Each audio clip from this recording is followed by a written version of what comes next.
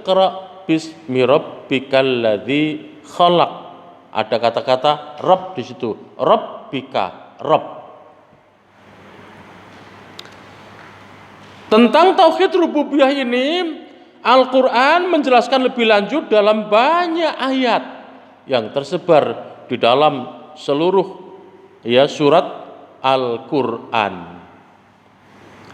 Antara lain di dalam surat Al-Baqarah ayat 21, hai manusia, sembahlah Tuhanmu yang telah menciptakanmu dan orang-orang sebelum kamu agar kamu bertakwa. Ya ayuhan nas ubudu rabbakum. Ada kata-kata Rabb di situ. Yang kedua, Nabi menekankan tauhid mulkiyah. Apa tauhid mulkiyah itu? Yaitu mengimani Allah sebagai satu-satunya malik atau raja yang memimpin, menguasai alam jagat raya, serta merupakan tujuan dari segala sesuatu. Ada Allah Malik. Malik maknanya pemilik. Malik juga berarti raja, itu Malik. Jadi yang merajai alam jagat raya ini adalah Allah. Karena Allah raja segala sesuatu, maka Allah lah yang berhak membuat aturan untuk mengatur alam jagat raya. Tidak ada satupun aturan manusia yang boleh bertentangan dengan aturan Allah. Yang kedua, Malik, Allah sebagai pemilik. Di alam jagat raya ini semuanya adalah milik Allah. Karena itu ketika hari kiamat terjadi, semua manusia kembali kepada pemiliknya, yaitu Allah. Dalam Al-Quran Allah mengatakan, alam ta'lam annallaha lahu mulkus samawati wal ard. Wa ma lakum min dunillahi min waliyyin wala nasir. Tidakkah kamu mengetahui bahwa kerajaan langit dan bumi adalah kepunyaan Allah dan tiada bagimu selain Allah, selain seorang pelindung manusia, seorang pelindung maupun seorang penolong. Jadi di dunia ini pelindungnya Allah, hanya Allah, penolongnya hanya Allah. Dalam ayat yang lain Al-Mu'minun ayat 88 Allah mengatakan, katakanlah, siapakah yang di tangannya berada kekuasaan atas segala sesuatu sedang dia melindungi, tetapi tidak ada yang dapat melindungi dari azabnya jika kamu mengetahui.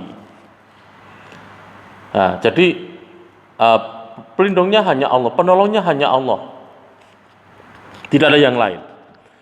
Ali Imran ayat 189 Allah katakan, kepunyaan Allah lah kerajaan langit dan bumi, dan Allah maha perkasa atas segala sesuatu. Semuanya ada dalam genggaman Allah. Yunus ayat 31-32 Allah katakan, katakanlah siapa yang memberi rezeki kepadamu dari langit dan dari bumi, atau siapakah yang kuasa menciptakan pendengaran dan penglihatan, dan siapakah yang mengeluarkan yang hidup dari yang mati dan mengeluarkan yang mati dari yang hidup, dan siapakah yang mengatur segala urusan mereka, maka mereka akan menjawab Allah. Maka katakanlah mengapa kamu tidak bertakwa kepadanya. Maka zat yang demikian itulah Allah Tuhan kamu yang sebenarnya, maka tidak ada sudah kebenaran itu melainkan kesesatan, maka bagaimanakah kamu dipalingkan dari kebenaran. Dalam ayat ini Allah ingin membolak-balik pikiran kaum jahiliyah. Mengapa mereka tidak menyembah Allah, sementara yang menciptakan alam jagat raya, yang menghidupkan kita semua, yang mematikan kita semua, yang mengasih rezeki dan sebagainya adalah Allah. Allah ingin membolak-balik pikiran kaum jahiliyah bahwa sesungguhnya mereka menyembah kepada benda yang tidak berkuasa apa-apa. Itu tidak benar menurut akal manusia. Akal kita berbicara semestinya yang berhak disembah adalah zat yang menciptakan, yang kuasa, yang mengasihkan, memberi rezeki, menghidupkan, mematikan, dan lain-lain. Dan puncaknya adalah Al-Quran mengajak kita kepada tauhid uluhiyah. Apa tauhid uluhiyah? Yaitu mengimani bahwa Allah sebagai satu-satunya zat yang berhak disembah dan diibadahi, bukan yang lain. Ini puncaknya. Jadi setelah Allah mengajak kepada kita tauhid rububiyah, Allah suruh kita memahami tauhid mulkiyah dan lain sebagainya. Puncaknya Allah mengajak kepada kita untuk bertauhid uluhiyah, yaitu mengimani Allah satu-satunya zat yang disembah, yang berhak disembah, bukan yang lain, dengan cara-cara penyembahan yang dicontohkan, yang dijelaskan oleh Rasulullah Muhammad Shallallahu Alaihi Wasallam.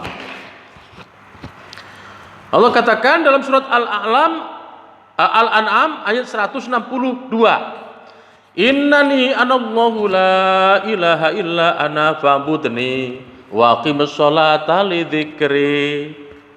Sesungguhnya aku ini adalah Allah, tidak ada Tuhan yang hak selain aku, maka sembahlah aku dan dirikan sholat untuk mengingat aku. Ya. Kemudian Allah katakan lain di ayat yang lain, katakan sungguhnya sholatku, ibadahku, hidupku dan matiku hanya untuk Allah Tuhan semesta alam.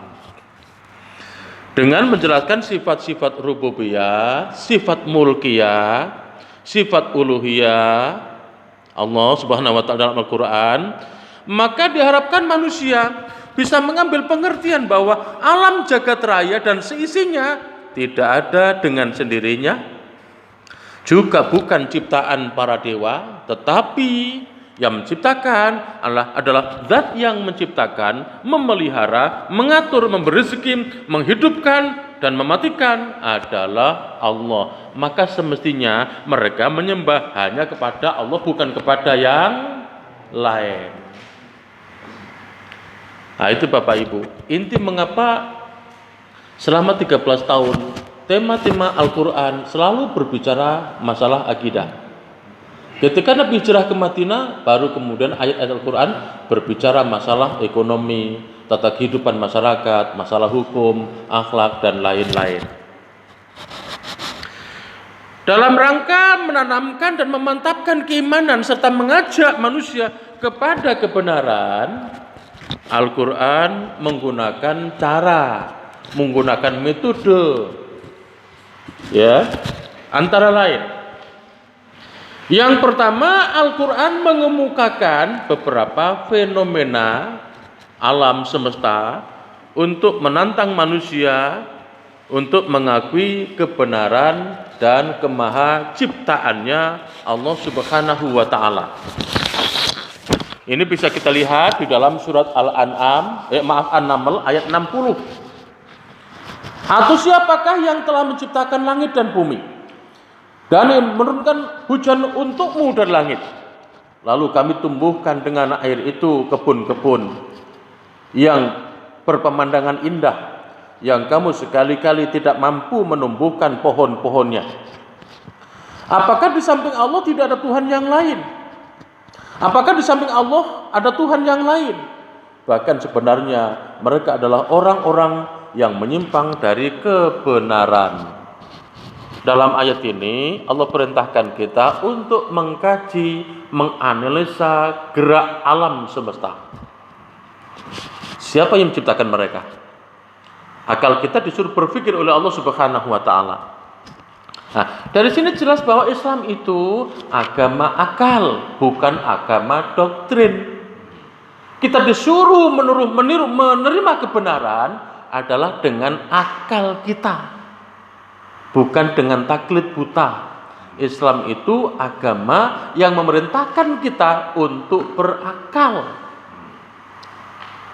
Nah ini, dengan menganalisa gerak alam, maka diharapkan bahwa kita bisa menemukan kebenaran bahwa yang menciptakan seluruh alam jagat raya ini dialah Allah yang berhak disembah, bukan yang lain.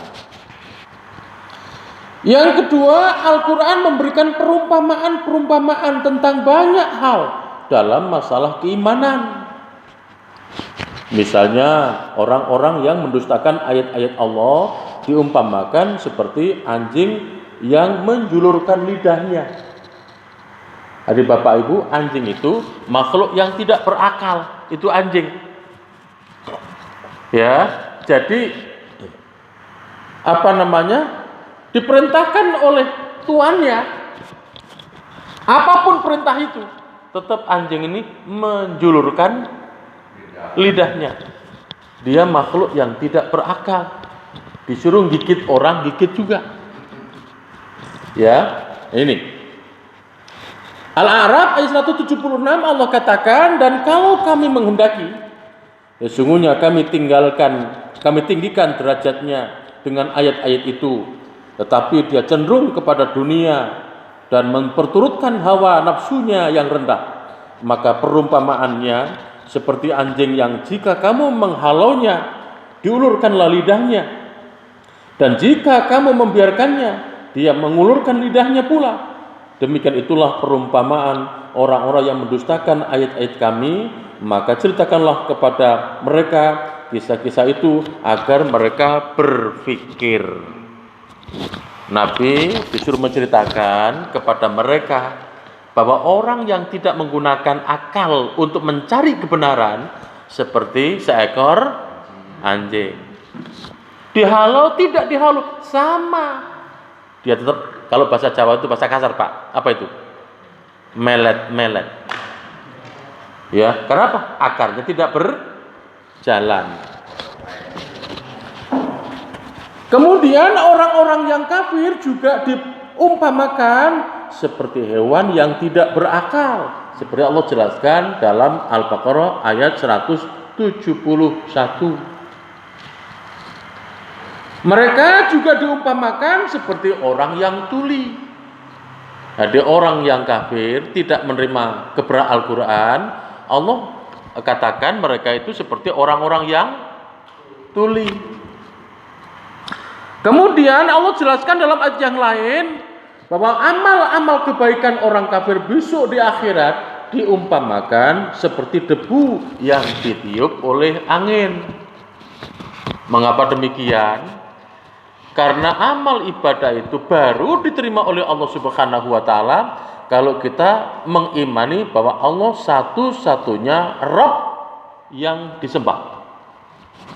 Berapapun amal kebajikan yang dilakukan oleh manusia, ketika mereka tidak beriman kepada Allah dan Rasul-Nya, maka seluruh kebaikan itu hanyalah seperti fata morgana. Tidak bermanfaat apapun bagi dirinya. Allah jelaskan dalam An-Nur ayat 31. Akibat kesatan mereka, ya mereka diumpamakan seperti orang yang hidup di dalam lautan yang gelap gulita, yang sedikit pun tidak mendapatkan cahaya kebenaran. Jadi karena mereka sesat, mereka diumpamakan seperti orang yang di tengah lautan yang dalam, yang tidak mendapatkan cahaya sedikit pun. Nah ini, jadi dengan akal mereka tidak bisa mencapai kebenaran ketika mereka tidak mengimani Allah Subhanahu wa taala. Kemudian orang-orang yang menyembah selain Allah diumpamakan seperti laba-laba yang sedang membuat sarang. Orang yang menyembah Tuhan selain Allah ya diumpamakan seperti sarang laba. Apa maknanya Bu Pak? Akidah mereka sangat rapuh. Yang kedua, ya, tipologi laba-laba. Laba-laba itu kalau sudah dewasa, ya, ketika mereka memiliki anak, apa yang terjadi? Mereka kemudian laba-laba itu dia akan dimakan oleh anak-anaknya. Jadi laba-laba itu ketika sudah punya anak, maka laba-laba itu akan disantap oleh anak-anaknya. Itu laba-laba. Nah, ini sama dengan orang-orang kafir jahiliyah. Orang musyrik pada waktu itu, karena mereka menyembah Tuhan selain Allah, kesesatan itu kemudian akan merambah kepada kebejatan moral dan perilaku. Orang tega membunuh, orang tega menindas, orang tega memperbudak yang lain. Karena apa?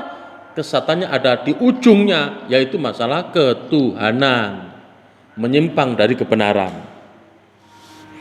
Sementara kebenaran diumpamakan seperti pohon yang baik, akarnya teguh dan cabangnya menjulang ke langit serta mendatangkan buah pada setiap musim. Adapun kebatilan diumpamakan dengan pohon yang buruk, seperti Allah sebutkan dalam Ibrahim ayat 24-26. Yang ketiga, Al-Quran memberikan ancaman siksa bagi siapapun yang mengingkari. Sebaliknya, Allah berikan balasan kepada siapapun yang taat kepadanya. Sesungguhnya orang-orang kafir kepada ayat-ayat kami, kelak akan kami masukkan mereka ke dalam neraka. Setiap kulit mereka hangus, kami ganti kulit mereka dengan kulit yang lain, supaya mereka merasakan azab. Sesungguhnya Allah Maha Perkasa lagi Maha Bijaksana. Dan orang-orang yang beriman dan mengerjakan amal-amal yang solih, kelak akan kami masukkan mereka ke dalam surga yang di dalamnya mengalir sungai-sungai, kekal mereka di dalamnya. Mereka di dalamnya mempunyai istri-istri yang suci, dan kami masukkan mereka ke tempat yang teduh lagi nyaman. Allah berikan gambaran, orang yang taat kepada Allah, menerima kebenaran, dimasukkan surga penuh dengan kenikmatan. Tapi orang yang tidak mau menerima kebenaran dari Allah, taat kepada Allah, dimasukkan ke dalam neraka. Kemudian yang keempat, Al-Quran mengkisahkan tentang umat-umat, tokoh-tokoh, bangsa-bangsa yang pada masa lalu ada yang jaya, ada yang hancur. Sebagian Allah azab mereka seperti kaum Nabi Lut, ditimpa hujan batu, luluh lantak mereka di pemukiman mereka. Akibat mereka melakukan pelanggaran berat, yaitu melakukan dosa yang belum pernah dilakukan oleh umat manusia, yaitu homoseksual. Umat Nabi Shalih disambar petir yang dahsyat sehingga mereka bergelimpangan. Korun dibenamkan ke dalam bumi beserta seluruh hartanya. Karena itu kalau ada orang-orang gali, lalu mereka menemukan sesuatu yang berharga, apa mereka katakan? Harta karun. Kemudian Fir'aun dan bala tentaranya ditenggelamkan ke dalam lautan, dan masih banyak lagi. Allah mengisahkan tentang kejadian-kejadian umat yang dulu, yang taat dan yang durhaka. Maka masing-masing mereka itu kami siksa disebabkan dosanya. Maka di antara mereka ada yang kami timpakan kepadanya hujan batu kerikil, dan di antara mereka ada yang ditimpa suara keras yang mengguntur, dan di antara mereka ada yang kami benamkan ke dalam bumi, dan di antara mereka ada yang kami tenggelamkan. Dan Allah sekali-kali tidak hendak menganiaya mereka, akan tapi merekalah yang menganiaya diri mereka sendiri. Yang kelima, Allah menantang manusia agar mendatangkan semisal Al-Quran. Bagi mereka yang meragukan tentang kebenaran Al-Quran, Allah tantang mereka untuk mendatangkan yang semisal Al-Quran. Allah katakan, "Qul la in istamatil insu wal jinnu ala ayatu bimithli hadzal Qur'an la ya'tuna bimithlihi walau kana ba'dhum li ba'dhin dhahira." Katakanlah, sungguhnya jika manusia dan jin berkumpul untuk membuat yang serupa Al-Qur'an ini, niscaya mereka tidak akan dapat membuat yang serupa dengan dia, sekalipun sebagian mereka menjadi pembantu bagi sebagian yang lain. Jadi Allah katakan, seandainya manusia berkolaborasi dengan jin untuk merancang, membuat yang semisal dengan Al-Quran, mereka tidak akan mampu membuatnya. Kemudian Al-Quran menantang manusia untuk mendatangkan satu surat saja dari Al-Quran. Ya, karena itu pada zaman Nabi sudah ada nabi-nabi palsu. Ya, mereka juga mencoba membuat ayat-ayat atau surat-surat yang semisal dengan Al-Quran, tetapi tidak mampu. Seperti Musailamah Al-Kadzab dan lain-lain.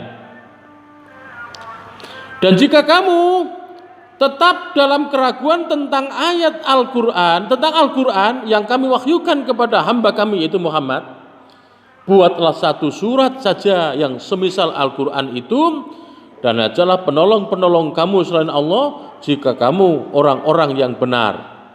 Maka jika kamu tidak dapat membuatnya, dan pasti kamu tidak akan dapat membuatnya, peliharalah dirimu dari neraka yang bahan bakarnya manusia dan batu, yang disediakan bagi orang-orang yang kafir. Allah tantang manusia untuk membuat satu surat saja, tetapi mereka tidak akan mampu membuatnya. Kata Allah, kalau kamu tidak mampu, berarti Al-Quran itu benar. Kalau kamu tidak beriman kepada Al-Quran, maka besok kamu akan dijadikan kayu bakar di dalam api, di dalam neraka. Meskipun kebenaran yang disampaikan Al-Quran sudah sangat nyata dan jelas, namun kenyataan hidup menunjukkan bahwa manusia dalam merespon hidayah Al-Quran ini, ya, mereka terbagi ke dalam 3 golongan. Umat Rasulullah terbagi ke dalam 3 golongan. Apa ketiga golongan itu? Allah sebutkan dalam surat Al-Fatir ayat 32. Tsumma awrasnal kitabal ladzina astafaina min ibadina faminhum dzalimun li nafsihi wa minhum muqtasid wa minhum sabiqum bil khairati bi idznillah dzalika huwal fadlul kabir. Kemudian kitab ini kami wariskan kepada orang-orang yang kami pilih di antara hamba-hamba kami, yaitu Muhammad, dan kita umatnya. Lalu di antara mereka ada yang menganiaya diri mereka sendiri, dan di antara mereka ada yang pertengahan, dan di antara mereka ada pula yang lebih dahulu berbuat kebaikan dengan izin Allah. Yang demikian itu adalah karunia yang amat besar. Jadi kita umat Rasulullah terbagi ke dalam 3 kelompok. Yang pertama, ada yang zalimun li nafsi, menganiaya diri sendiri. Yang kedua, ada yang muqtasid, yang tengah-tengah. Yang ketiga, ada yang sabiqum bil khairati bi idznillah, berlomba-lomba dalam kebaikan atas izin Allah. Bapak Ibu, mari kita lihat ya ayat ini dari perspektif para penafsir, para ahli tafsir. Kita lihat Imam As-Sa'di dalam tafsirnya. Beliau mengatakan, "Faminhum dzalimun li nafsihi ai bil ma'asi." Sebagian mereka menganiaya diri mereka sendiri. Bil ma'asi, yakni berbuat kemaksiatan. Allati hiya dunal kufri. Kemaksiatan itu bukan kekafiran. Bukan kekafiran. Mereka bukan orang kafir, tapi mereka berbuat maksiat. Jadi umat Muhammad bukan orang kafir, tapi mereka berbuat maksiat. Nah ini, jadi kelompok yang pertama orang yang suka berbuat maksiat. Mereka sudah mengucapkan 2 kalimat syahadat, tetapi mereka suka berbuat maksiat. Wa minhum muqtasid, dan di antara mereka ada yang tengah-tengah. Apa maksudnya? Muqtasirun ala ma yajibu alaihi.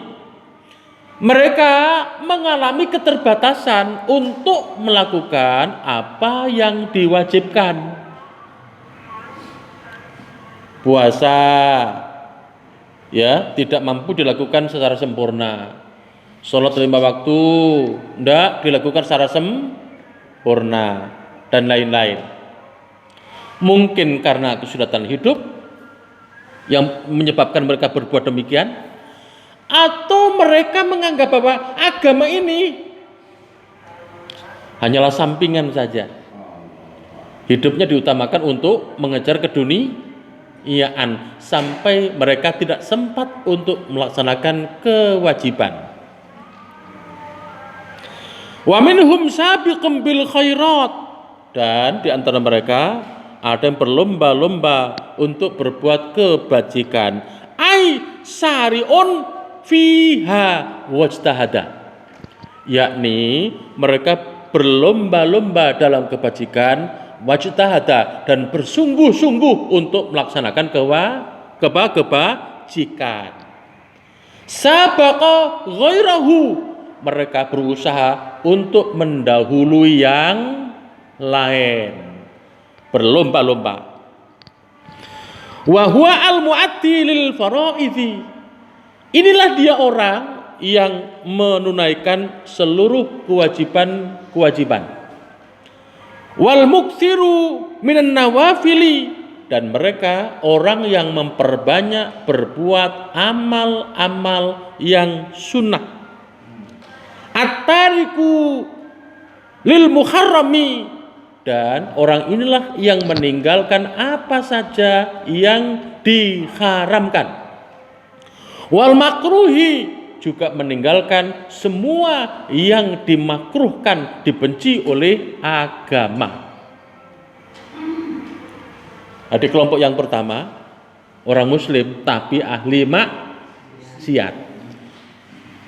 Yang kedua, ya, orang yang muslim tetapi mengalami keterbatasan di dalam melakukan kewajiban,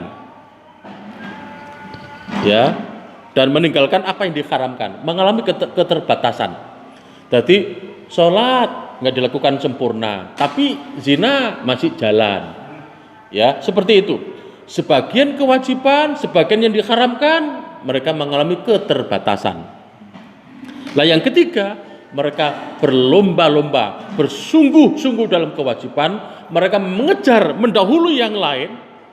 Seluruh kewajiban dilaksanakan, seluruh yang dilarang ditinggalkan, bahkan yang makruh saja ditinggalkan. Ini dalam perspektif Imam As-Sa'di dalam tafsirnya. Bagaimana Imam Tontowi dalam tafsirnya, beliau mengatakan,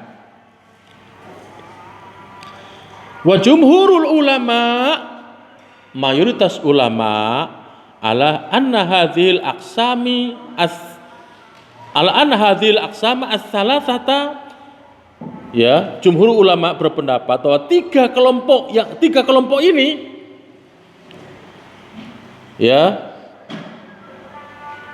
ta'udu ila afrodi hadhil ummatil islamiyah, ya,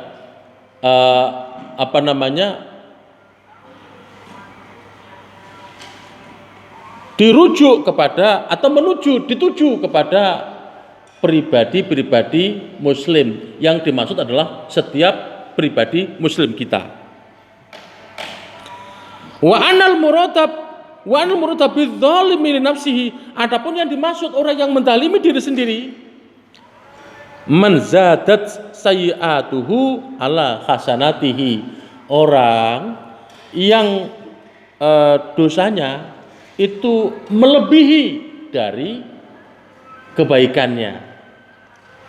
Jadi amal buruknya lebih berat daripada amal baiknya ketika besok ditimbang di akhirat. Wa anal muratabil muktasid, adapun yang dimaksud dengan orang yang tengah-tengah itu, man tasawat hasanatuhu ma'a sayyiatihi, orang yang sama timbangan amalnya, amal baiknya, amal buruknya itu sama. Besok di akhirat ketika ditimbang itu beratnya sama, yang baik, yang buruk itu sama.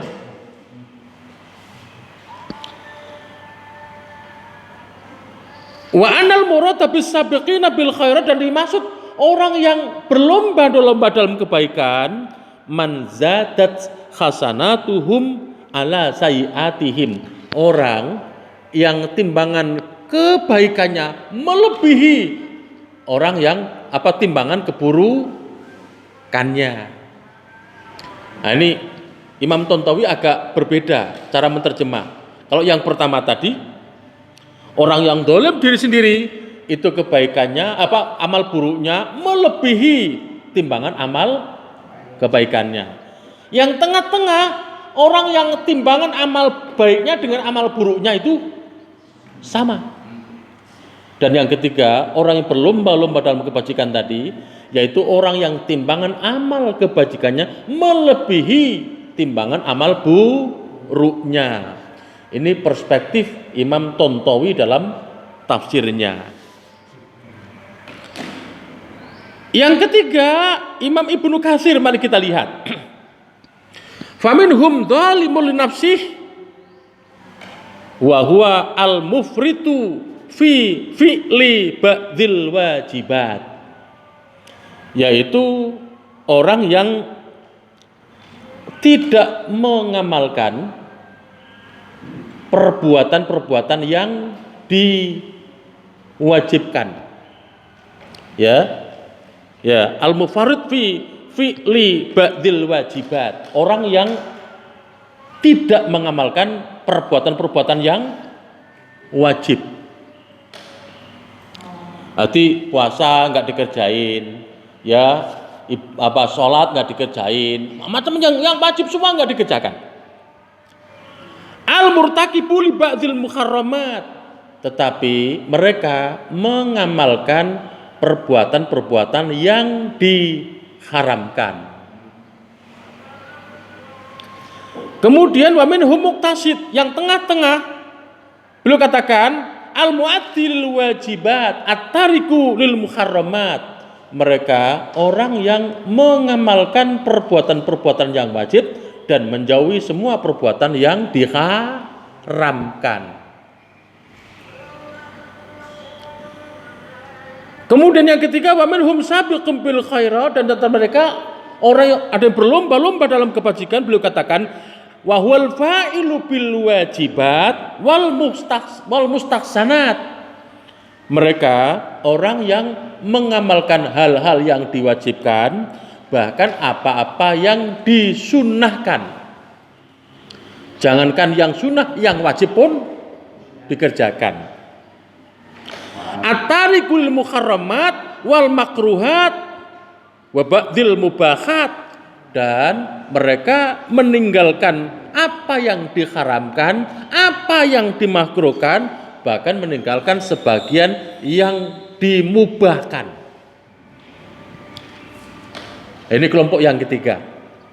Jadi yang wajib semua diamalkan, yang haram semua ditinggalkan, yang sunnah semua dikerjakan, yang makruh ditinggalkan, bahkan yang mubah pun sebagian ditinggalkan. Ini kata Imam Ibnu Katsir di dalam tafsirnya. Kemudian Imam At-Tabari, mari kita lihat Imam At-Tabari. Faminhum dzalimun nafsi, beliau katakan hum ashabul masy'amah, orang yang mendalimi diri sendiri, mereka besok di surga adalah orang-orang yang dikategorikan sebagai kelompok kiri. Bapak Ibu lihat di dalam surat Al-Waqiah, ada kelompok kiri, ada kelompok kanan, ada kelompok yang lebih dahulu. Nah ini, kelompok kiri, mereka orang-orang kafir. Kelompok kanan, mereka orang-orang yang mukmin. Kelompok yang terdepan adalah orang mukmin yang terdahulu. Mereka paling dahulu di dalam melakukan kewajiban. Wa minhum muqtasid, dan yang tengah-tengah, hum ashabul maimanah. Mereka adalah kelompok kanan. Orang-orang yang dikategorikan sebagai kelompok kanan. Wa minhum sabiqum bil khairat, dan kelompok yang ketiga, hum as-sabiquna minan nasi kullihim, yaitu mereka yang mendahului semua manusia. Dalam hal kebaikan mereka selalu yang paling dahulu. Ini kelompok yang ketiga. Ini dalam perspektif Imam At-Tabari. Kemudian yang kelima, Imam Al-Maraghi. Coba kita lihat dalam tafsir Al-Maraghi. Yang pertama, dzalimun li nafsihi, ya, al-mufarrid fi fi'li ba'dil wajibat, yaitu mereka yang tidak mengerjakan sebagian perbuatan yang diwajibkan. Murtakibun li ba'dil muharramat, tetapi mereka mengamalkan sebagian yang diharamkan. Yang wajib tidak diamalkan, tapi yang haram sebagian diamalkan. Muqtasid, yang tengah-tengah, beliau katakan mu'addin lil wajibat, mereka yang menunaikan semua yang diwajibkan. Tarikun lil muharramat, dan meninggalkan semua yang diharamkan. Taqa'u minhu taratan ba'dul hafawat, terkadang mereka juga terperosok ya ke dalam hal-hal ya yang bisa membuat celaka. Wahinan yatruku ba'dul muhtahsanat, juga terkadang mereka juga meninggalkan sebagian yang sunnah. Arti yang tengah-tengah ini mereka menunaikan kewajiban, meninggalkan yang dilarang, tetapi sesekali mereka melakukan hal-hal yang tidak perlu, bahkan akan menjurus kepada perbuatan yang maksiat. Juga meninggalkan sebagian yang perbuatan yang sunnah. Yang ketiga, sabiqum bil khairat bi idznillah, beliau katakan yaqumu bi adail wajibat wal muhtasanat. Yang ketiga, yang berlomba-lomba dalam kebajikan dengan izin Allah itu, yaitu orang yang menunaikan semua yang wajib dan semua yang sunnah diamalkan. Ya, jangankan yang wajib, yang sunnah pun diamalkan. Wa yatrukul muharramat wal makruhat, dan meninggalkan semua yang diharamkan dan yang makruh ditinggal. Yang haram ditinggal, yang makruh ditinggal. Wa ba'dul mubahat, dan sebagian yang mubah pun ditinggal. Nih, jadi Bapak Ibu saya paparkan beberapa perspektif para ahli tafsir di atas dalam mengungkap makna tiga golongan manusia umat Islam dalam menerima Al-Quran. Dari uraian para mufasir di atas, ketiga golongan tersebut dapat kita simpulkan. Yang pertama, golongan zalimun linafsih, menganiaya diri sendiri. Golongan zalimun linafsih ini mereka adalah orang-orang yang mengimani Allah dan Rasulnya, mengimani kepada Al-Quran. Dikata semua yang datang dari Allah mereka imani, namun mereka lebih senang mengejar kesenangan dunia, memperturutkan hawa nafsunya, sehingga berlumur dosa dan kemaksiatan. Semua peringatan Allah dan Rasulnya kurang diperhatikan, sampai-sampai sejak hidup di dunia sampai akhir hayatnya tak sempat beribadah dan beramal soleh, sehingga besok di akhirat timbangan amalnya jauh melebihi, ya timbangan amal buruknya jauh melebihi timbangan amal baiknya. Jadi mungkin ini orang-orang yang Islam KTP. Jadi kalau nikah datang KUA, baca syahadat. Kemudian kalau meninggal dipatokin 2. Ya, membujur ke utara, ke selatan. Tapi hari-hari biasa la sholata, la siyama, la amala sholihah dan lain-lain. Sholat tidak, ngaji tidak, puasa tidak, dan lain-lain.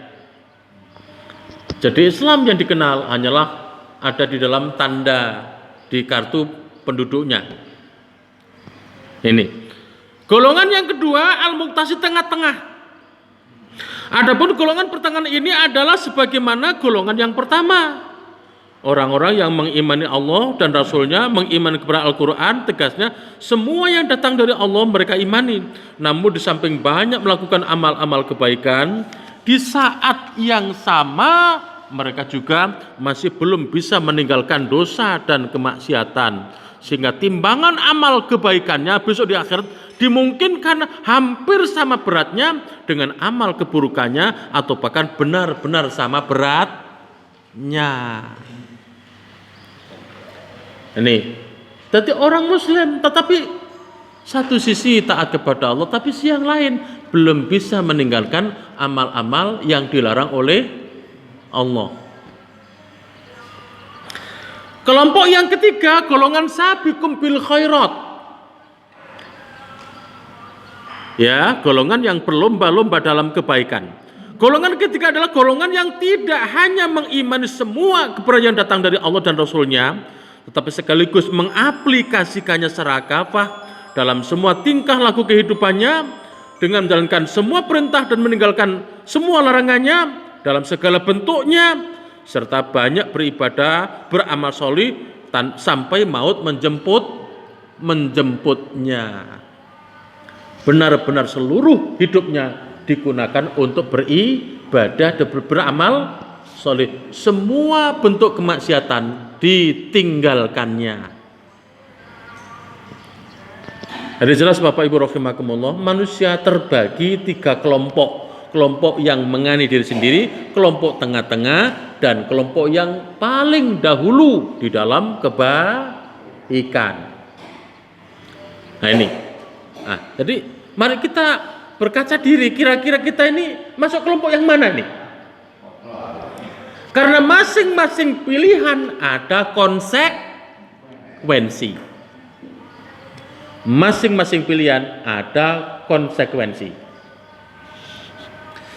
Terkait bagaimana kesudahan ketiga golongan di atas besok di akhirat, Imam At-Tabari dalam tafsirnya menjelaskan sebuah hadis dari sahabat Abu Darda yang mengatakan kepada sahabat Abu Thabit ketika keduanya duduk di masjid, bahwa dia mendengar Rasulullah membaca surat Al-Fatir ayat 32 ini. Kemudian beliau menjelaskan,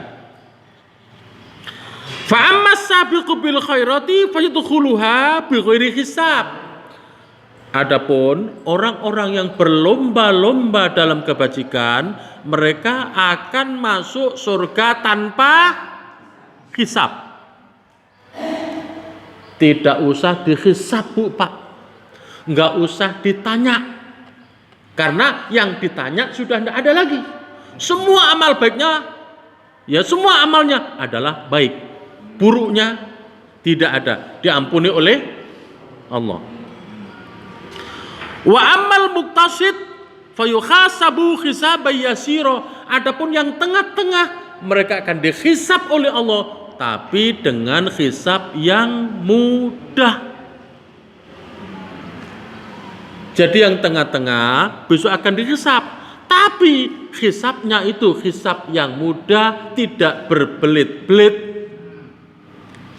Seperti seorang ibu yang di Medan membunuh suaminya sendiri, yang suaminya adalah seorang hakim.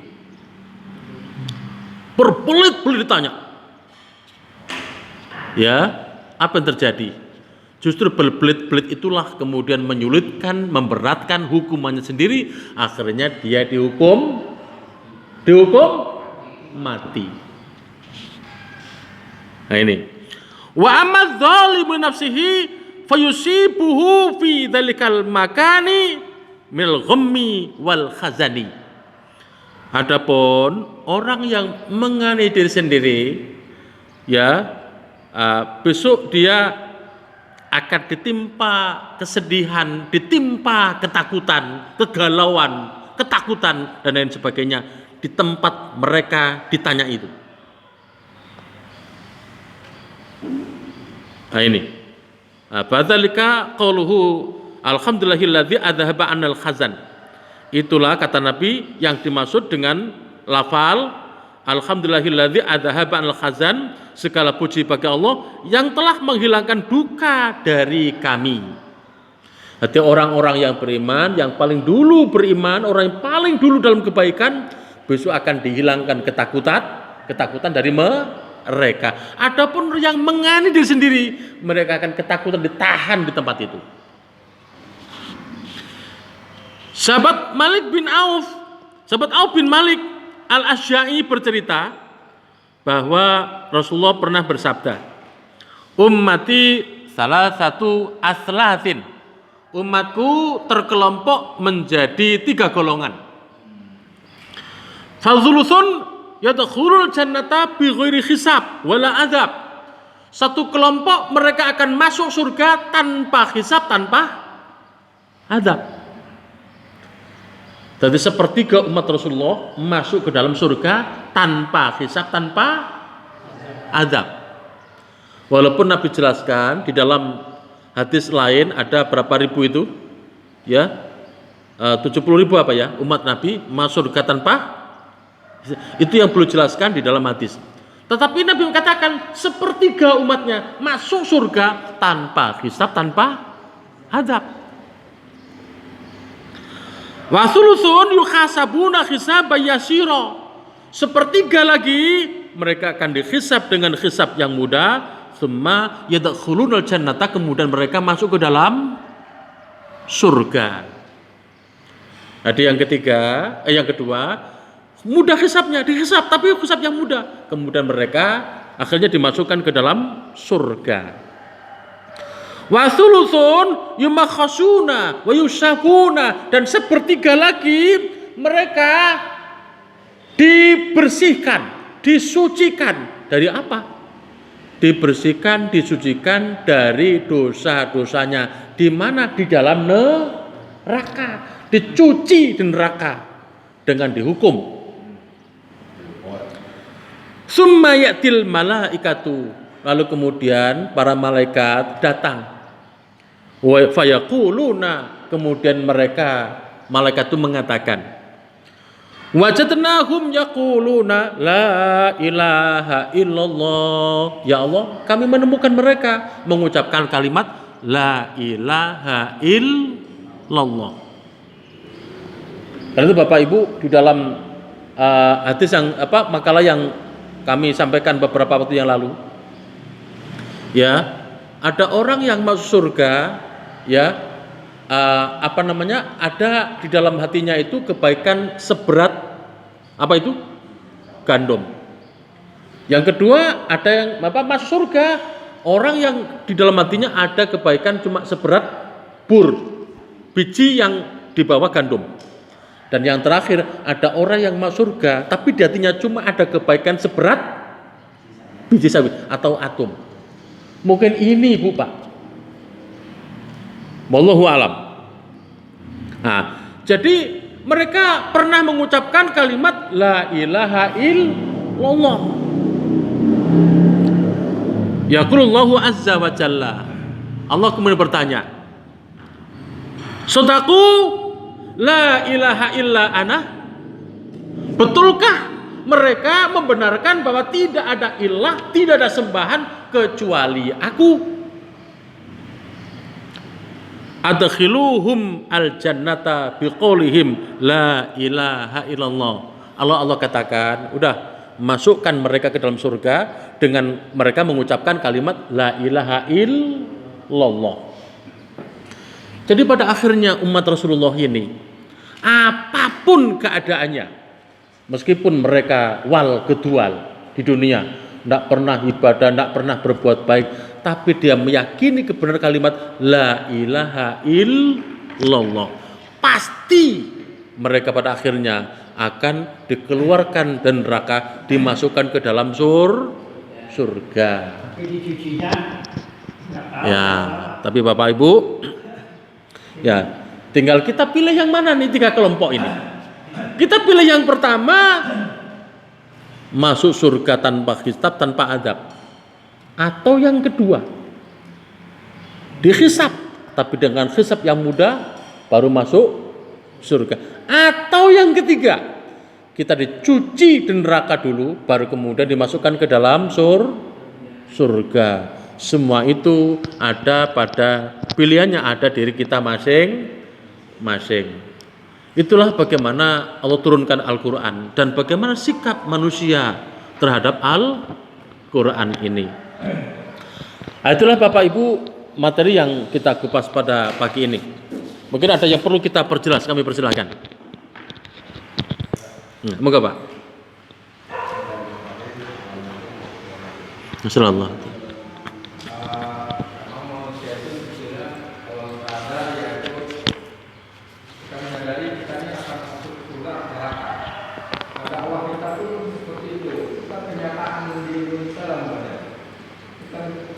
Berbentuk dengan budaya-budaya. Jadi sebagaimana kalau misalnya kita masih ada pahlawan-pahlawan, itu dia tuh golongan yang zalim menafsi atau mukasir atau yang sabitun, kayak tawud, ada kakek, ini golongan mana? Nah kita kan harus berdakwah dengan mereka, ya, dan harus tegas memang kita. Katakan itu nggak akan kamu masuk surga kalau berbuat seperti itu, atau kamu, nah itu tadi di dakwah kita juga harus tegas memperbaiki dari tahun-tahun seperti itu. Saya lihat misalnya para petani lah itu ya, itu susah betul dia untuk hidup makmur. Ya padahal kita bermahirah original lah istilahnya. Tapi kalau kering lontar, kalau hujan dia wajar ya, karena dia itulah dia tidak meminta hanya kepada Allah. Dia meminta, jadi yang paling susah memang dakwah itu habis ilahiyah. Dia tahu obrolnya ya Allah, tapi dia juga minta kepada yang lain. Nah itu yang membuat negeri ini sebenarnya dikepung. Ya. Apakah umat Islam yang satu sisi dia mengakui la ilaha illallah, tapi di sisi yang lain masih mengamalkan bentuk-bentuk kesyirikan, besok di akhirat masuk yang mana? Yang pertama, yang kedua, yang ketiga? Kira-kira Bapak masuk mana nih? Tidak masuk kemana-mana. Tidak masuk kemana-mana. Karena syirik itu menggugurkan tauhid. Orang yang masih melakukan kesyirikan, semua amal kebajikannya dihapus oleh Allah. Jadi ini orang yang betul-betul mengimani kalimat la ilaha illallah dari lubuk hati yang paling dalam. Tauhid itu bersih, Bu Pak. Nah ini, jadi dari lubuk hati yang paling dalam maksudnya apa? Bersih, tidak mengimani apapun kecuali Allah Subhanahu wa ta'ala merupakan ilah yang berhak disembah, bukan yang lain. Itu di atas kami paparkan mengapa di Arab di 13 tahun periode Makkah seluruh tema-tema Al-Quran adalah berbicara masalah akidah. Nah ini tauhid rububiyah, tauhid mulkiyah, yang terakhir tauhid uluhiyah. Sebelum Nabi diutus oleh Allah ke muka bumi ini, orang-orang Arab sudah bertauhid. Tapi tauhidnya itu tauhid mulkiyah, tauhid rububiyah, bukan tauhid uluhiyah. Buktinya apa? mereka kalau ditanya siapa yang menciptakan langit bumi, mereka jawab siapa? Allah. Kalau mereka bersumpah, wallah, demi Allah. Lah, ini menunjukkan bahwa mereka juga bertauhid rububiyah, mereka juga bertauhid mulkiyah, tapi mereka tidak bertauhid uluhiyah. Mengapa?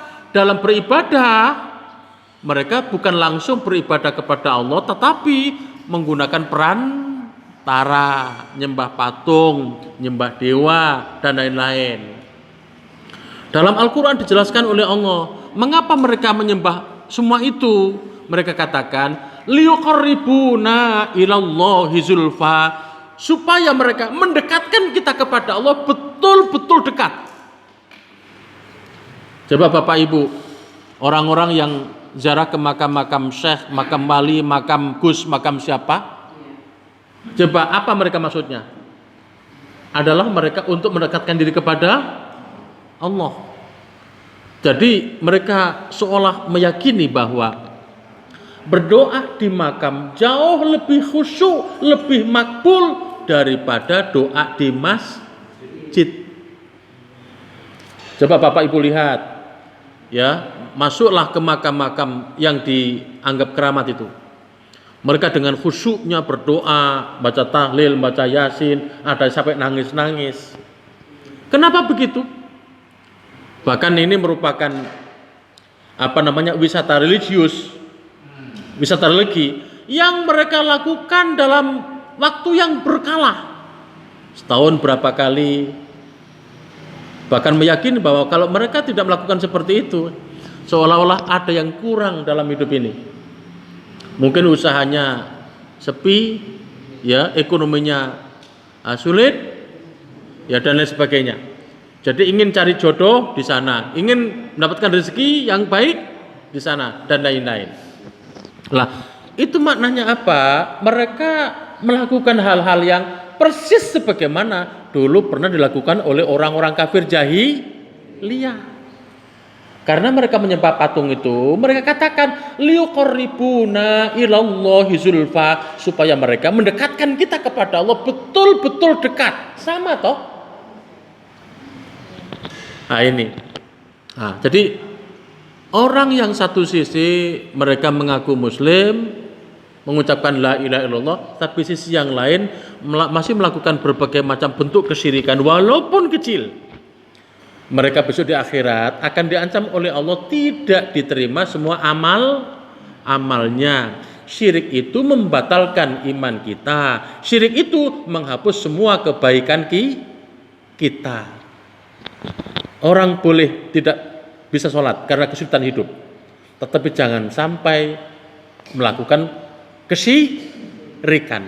Kalau orang sudah melakukan kesyirikan, maka fatal di sana. Mereka tidak akan pernah merasakan nikmatnya surga.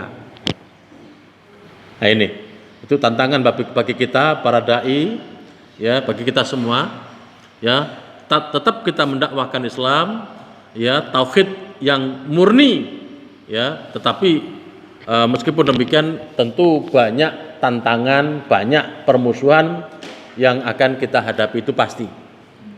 Karena tradisi syirik ini itu sudah berurat, berakar di dalam kehidupan masyarakat. Justru dai yang baik, ya, yang mendakwahkan Islam yang murni, akidah tauhid yang bersih, itu justru dimusuhi. Nah, ini yang terjadi. Oke, yang lain Bapak Ibu ada yang lain yang mereka itu ya bagus juga sebutannya berziarah. Itu pernah kami bersama-sama dengan orang kebanyakan orang-orang yang ngaku-ngakunya Islam. Ternyata di dalam gerutunya itu walaupun nggak keras tapi kedengaran, dia minta jodoh, dia minta dagangannya satu keras, penglaris. Nah itu ya. Bapak Ibu sering juga disalahartikan. Muhammadiyah itu tidak suka ziarah kubur. Muhammadiyah itu membenci ziarah kubur. Ini sering ditiup-tiupkan, sering tuduhkan ke kita. Ya, yang membenci siapa? Tidak ada. Muhammadiyah itu mengikuti Al-Quran dan sunnah. Di dalam sunnah Nabi, ya, Nabi pernah mengatakan kepada kita bahwa ziarah itu adalah ditekankan. Mengapa? Karena ziarah itu ada manfaatnya. 2 hal hikmah orang ziarah itu. Yang pertama, mendoakan si ahli mayit, mudah-mudahan dosanya diampunkan oleh Allah. Yang kedua, mengingatkan kita yang hidup ini bahwa cepat atau lambat kita juga akan mati. Jadi Muhammadiyah bukan mengharamkan ziarah kubur, tidak. Tetapi Muhammadiyah ini dalam berziarah kubur harus sesuai dengan sunnah Rasulullah. Coba Bapak Ibu, anak-anak ini kalau saya beli soal tentang ziarah kubur, padahal di materi buku Al-Islam itu sudah ada ziarah kubur, hikmahnya sudah ada. Tetap saja ketika jawab itu, ya sebutkan hikmah ziarah kubur, sebutkan. Mengingatkan kita akan mati, menghibur mayit, macam-macam, mencari berkah. Jadi hikmahnya ada 2, di buku mereka ada 2, tapi jawabannya 5. Itu anak-anak. Ya tidak salah karena mereka lahir dari keluarga orang tua yang seperti ini. Mereka kemudian dididik di masjid, ngaji di masjid yang mengajarkan seperti ini. Begitu ketika masuk ke sekolah Muhammadiyah, meskipun saya jelaskan seperti itu, tetap saya jelaskan seperti ini. Ya, jadi ziarah kubur hikmahnya ada 5. Ya, jadi menghibur mayat, mencari keberkahan, mengingatkan mati, ya, memohonkan ampun, satu lagi apalah ya. Seperti itu. Itu anak-anak. Ya. Nah, jadi ziarah kubur disunahkan di dalam Islam dan Muhammadiyah juga mensunahkan ziarah kubur, tapi ziarah kubur harus dilakukan sesuai dengan sunnah Rasulullah Shallallahu Alaihi Wasallam. Oke, Bapak Ibu yang lain, ada lagi yang lain? Ya sebetulnya zaman sekarang itu sepertinya sejarah mengulangi dirinya sendiri. Seperti anak menghukum orang tuanya. Ya. Anaknya itu masih kuasa hukum itu membenarkan adanya tindakan seorang anak. Apakah dia itu juga berpikir secara nurani atau hanya akal belakang? Nah ini materinya agak beda yang tanya Pebin ini ya. Intinya anak yang durhaka pada orang tua, ya. Jangan sampai durhaka pada orang tua, dosa besar. Nih, durhaka pada orang tua banyak bentuknya, seperti kami jelaskan di dalam materi yang pernah saya kirim pada menjelang Idul Fitri ya. Nah ini. Cukup Bapak Ibu ya? Iya silakan. Tentang apa itu ulasan atau penjabaran bahwa kebaikan itu berlomba-lomba, berlomba-lomba. Bukankah nanti mempunyai pengertian bahwa kalau si A ini begini, dia harus begini, kalau ini begini, harus begini. Ya. Ya. Ada orang Cina masuk Islam. Ditanya, ya Pak, bagaimana Bapak kok bisa masuk Islam? Sebetulnya apa yang menarik dalam Islam ini sehingga Bapak itu tertarik? Dia menjawab, dalam Islam itu selalu kita diperintahkan menjadi yang terbaik. Itu dalam Islam. Bapak Ibu, saya ingin menjelaskan, ada pertanyaan ke saya. Ya, ini dari penjelasan seorang ustadz ceramah di TV menjelaskan bahwa kalau bisa kurban itu adalah seekor kambing. Karena Nabi itu berkorban seekor kambing. Dan menganggap bahwa korban seekor kambing lebih utama daripada korban rame-rame. Sapi dibuat rame-rame. Nabi tidak pernah korban sapi rame-rame, tapi Nabi korban seekor kambing. Jadi tidak jelaskan katanya itu lebih utama. Nah ini akhirnya menjadi pertanyaan di antara kita. Itu tidak benar. Tidak benar. Ya, dalam konsep Islam itu kita disuruh melakukan hal yang terbaik. Tidak dibatasi. Orang kalau korban seekor kambing lebih baik mana, Bu? Korban seekor kambing dengan 2 ekor kambing. Lebih baik mana? Orang korban seekor kambing dengan korban 2 ekor kambing. Lebih baik mana? Lebih baik yang 2 ekor. Orang korban seekor kambing dengan seekor sapi lebih baik mana? Orang korban seekor kambing dengan korban seekor sapi lebih baik mana? Lebih baik seekor sapi. Jadi nggak ada penjelasan seekor kambing lebih utama daripada sapi rame-rame, nggak ada itu. Ini ada anak-anak yang baru LC itu kemudian di TV itu ya ceramah menjelaskan seperti ini. Itu keliru, nggak ada seperti itu. Kecuali kalau Nabi itu memberikan penjelasan. Contoh, orang habis sholat, Nabi jelaskan, ya baca tasbih sekian kali, takbir sekian kali, hamdalah sekian kali. Ini ada batasannya. Baiknya memang seperti itu ketika setelah sholat Nabi batasi. Lah, tapi kalau hal yang lain Nabi tidak membatasi. Jadi kalau Nabi selama hidup tidak pernah korban sapi rame-rame, jangan dikatakan kalau korban sapi seekor kambing lebih baik, tidak. Jadi dalam konsep Islam itu kita diberitakan yang paling banyak berbuat kebaikan. Inilah yang dianjurkan. Coba Bapak Ibu kita pakai akal. Kita pakai akal. Kalau burung emprit, tahu kan telurnya kan? Telurnya tahu. Ayam tahu telurnya. Angsa tahu telurnya.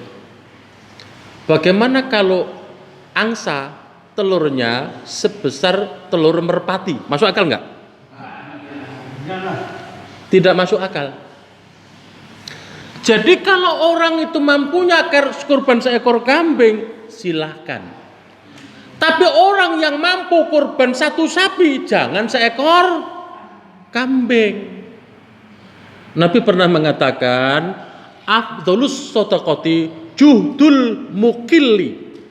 Sebaik-baik sedekah itu yaitu sedekah yang dikeluarkan oleh orang yang pas-pasan tetapi sungguh-sungguh. Kita mampunya kurban seekor kambing, ini sudah empot-empotan. Ini lebih baik daripada orang yang hartanya miliatan, kurbannya cuma seekor sapi. Paham Bu Pak? Nah ini lah. Jadi orang yang mampunya kambing, maka dia diperintahkan untuk berkurban seekor kambing. Mampunya sapi, jangan kambing. Mampunya 10 sapi, jangan 1 sapi. Paham Bu Pak? Nah ini, nanti jangan dibalik-balik. Ya, akhirnya apa? Mendorong umat kurbannya cuma seekor kambing. Kemudian mendegradasi korban sapi karena Nabi tidak pernah korban sapi. Kon begitu, la ilaha illallah. Mengapa kalau mau korban seekor kambing silahkan. Satu keluarga beberapa kambing lebih bagus, ya kan? Nah, enggak punya 1 ekor kambing untuk satu keluarga. 1 sapi untuk seorang bagus. 1 sapi untuk 7 orang bagus. 1 sapi untuk 7 keluarga boleh. Ini yang utama yang mana? Sapi atau kambing? Masing-masing itu disunahkan oleh Rasulullah. Loh, Nabi kan nggak pernah seekor sapi. Nabi patungan nggak pernah. Udah kami jelaskan tadi, ya. Nah, namanya sunnah Nabi itu sabda Nabi, perbuatan Nabi, rekomendasi Nabi. Nabi, fi'lun Nabi, perbuatan Nabi. Nabi korban 2 ekor kambing. Nabi pernah korban 1 ekor kambing untuk keluarganya, ya, untuk dirinya dan keluarganya. Juga dalam hadis lain untuk umatnya yang tidak mampu berkorban. Tapi Nabi membolehkan sapi untuk 7 orang. Nabi mengatakan, aku korban untuk diriku dan keluargaku 1 ekor kambing. Berarti 1 kambing bisa untuk 1 keluarga. Lah kalau begitu, satu sapi bisa untuk 7 orang, bisa untuk 7 keluarga. Paham Bu Pak? Nanti pada akhirnya akan kita bahas khusus materi tentang korban. Materi yang lalu mungkin kita akan terjemahkan dalam bahasa Indonesia, ya lebih kita lengkap lagi, kita bahas nantinya. Monggo Bu.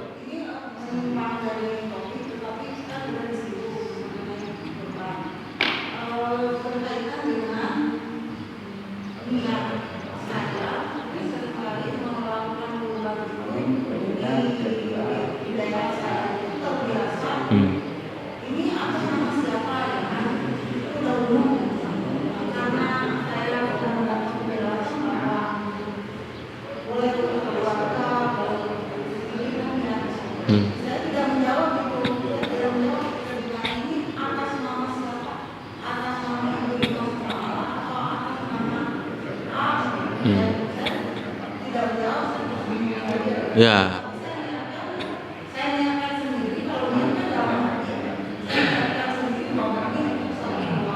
Ya.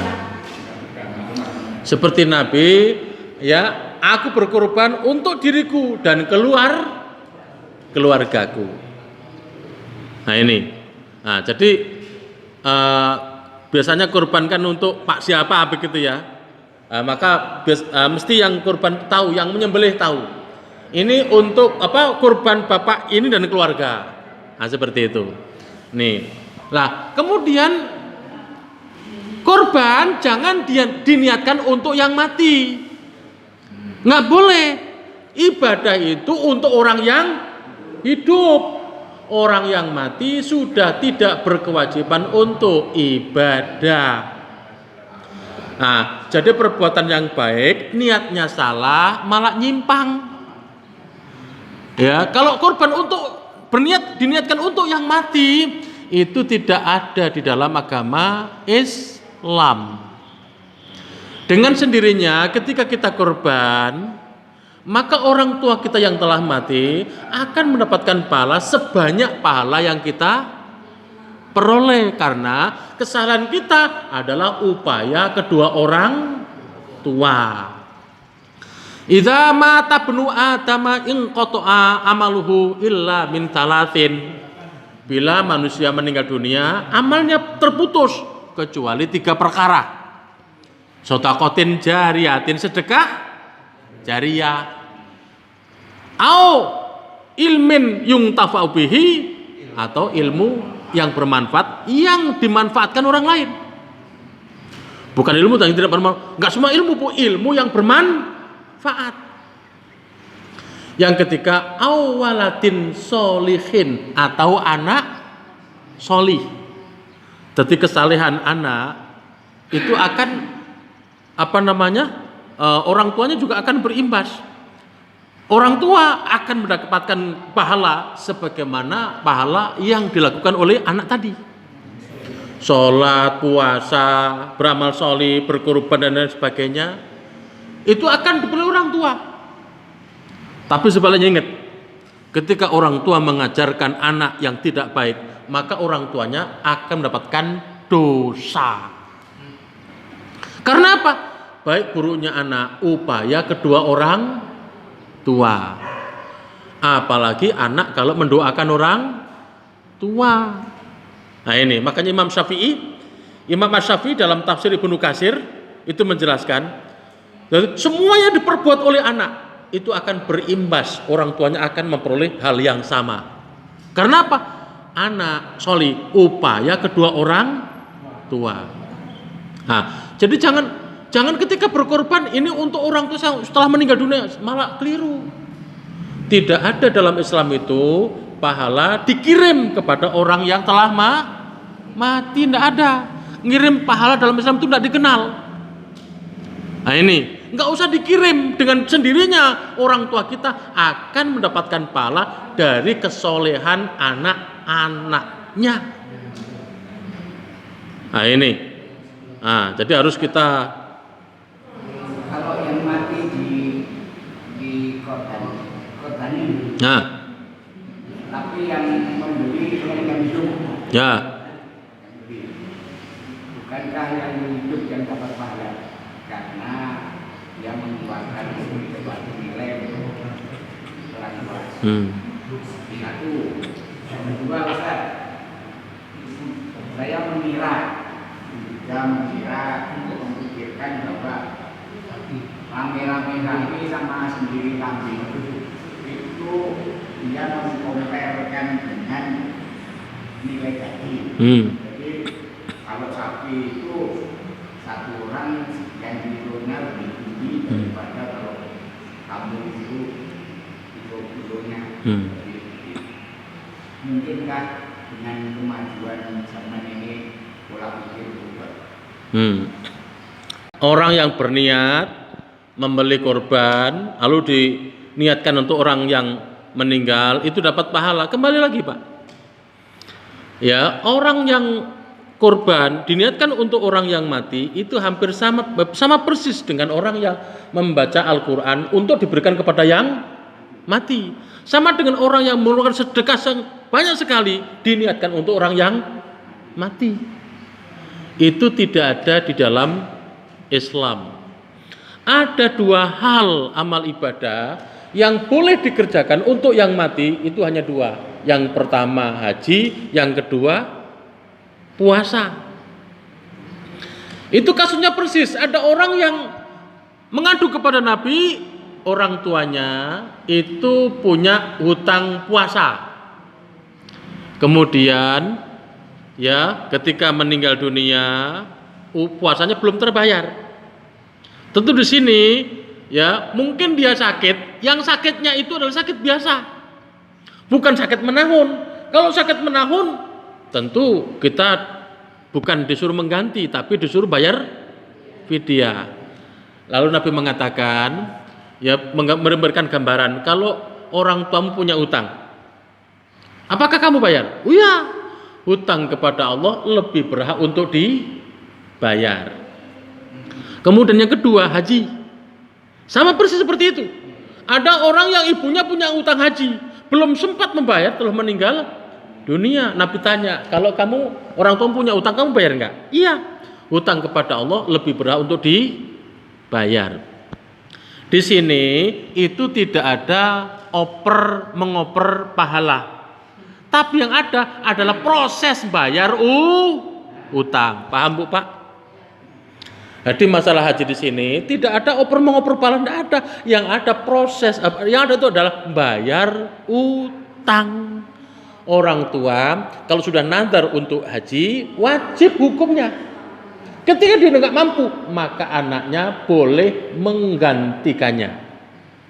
Yang kedua puasa, kemudian waktu dia sakit, ya yang dikira bukan sakit sakit biasa aja ya, terus meninggal dunia, maka dia punya utang puasa, maka anaknya diperbolehkan untuk mengganti. Dua hal inilah yang dijustifikasi oleh Nabi. Yang lain itu tidak. Makanya Imam Asy-Syafi'i dalam tafsir Ibnu Katsir juga, tafsir Al-Mawardi juga sama. Ketika menerjemah surat An-Najm, wa alaysa lil insani illa ma sa'a, dan seorang itu tidak akan mendapatkan apa-apa kecuali apa yang ia amalkan.